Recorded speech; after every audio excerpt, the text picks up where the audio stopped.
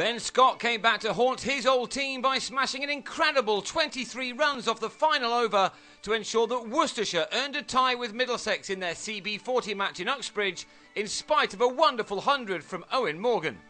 Daryl Mitchell won the toss and decided to have a bowl first in a match that was reduced to 36 overs per side, and he was rewarded with the big wicket of the informed Davey Malan in the 4th over. Malan and Chris Rogers have scored heavily as Middlesex have advanced up the Group A table in this competition, but this time it was Joe Denley who got the innings moving in the right direction with some lovely shots. This was the best of them, a sweep for 6 off Moeen Ali, the first of 15 in this game to entertain the crowd. Denley lost Rogers at the other end with a total on 43 in the 11th over, a top-edge sweep being held by Gareth Andrew. And 3 balls later, Mitchell's decision to keep a slip-in paid off as Denley nicked Andrew to Vikram Solanki to go for 27.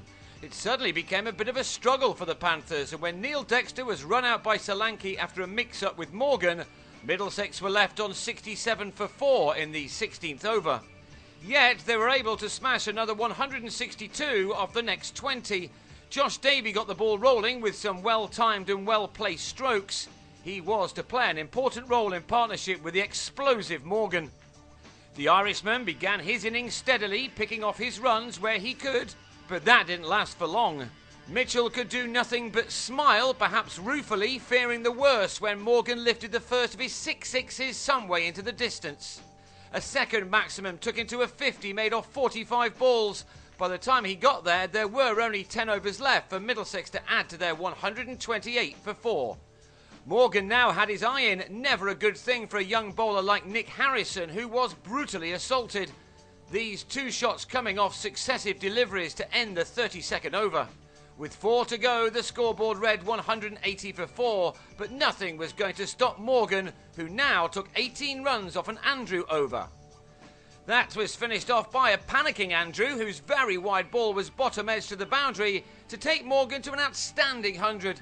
It had come off 73 balls, his second 50 taking him just 28, and it had by now included 9 fours and 5 sixes. The penultimate over saw Davey go to a 53-ball half-century, an innings of excellent support from him. It also just handed the strike back to Morgan, who then smashed the next ball for 4 before adding his 6th maximum to end on 120 from 80 deliveries out of Middlesex's 229 for 4 from their 36 overs. Stephen Crook, who was later to be part of the dramatic last over, started superbly with the ball, bowling Solanki with his 8th delivery to give his side the ideal start. Then in his next over he had Ali caught on the rope to leave Worcestershire in dire straits on 19 for 2 after 5 overs. The danger man was always going to be Philip Hughes, who started his innings off in an encouraging manner. The Australian tried to match Morgan by launching it into a ball from Gareth Berg before hitting a delivery from Tom Smith like a tracer bullet for his second 6.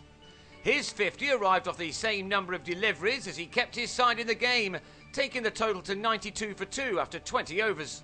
So 138 was still wanted from 16 at a rate of 8.62, and so Hughes simply had to keep going. Mitchell played the Davey role to his Morgans as this pair put on 96 for the 3rd wicket in 18 overs. But they really now needed to go for it, and in doing so, Mitchell was bowled by Toby Rowland-Jones for 35. Then, after Andrew brought out his mongoose and struck Smith for a straight 6, Middlesex appeared to have the game in the bag when Davey's great day continued as he outfoxed Hughes with his slower ball to bowl him for 69. Now it looked as if it was down to the big-hitting Andrew. Another maximum took the target down to 57 off the last 6 overs.